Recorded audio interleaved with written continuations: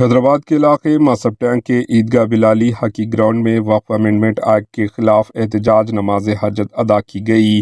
ریاست تلنگانہ کے دارالحکومت شہر حیدرآباد کے ماسب ٹینک کے علاقے میں واقع عیدگاہ بلالی ہاکی گراؤنڈ پر وقف ترمیم بل کے خلاف عوام کی جانب سے بھاری احتجاجی مظاہرے کیے گئے۔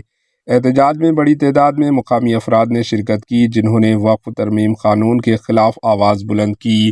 پروٹیسٹ کے دوران موقع پر ہی نماز حاجت ادا کی گئی اور اللہ تعالیٰ سے دعا کی گئی۔ احتجاج پرامن رہا، تاہم عوام میں شدید غم و غصہ دیکھا گیا۔ Bureau report AHN news.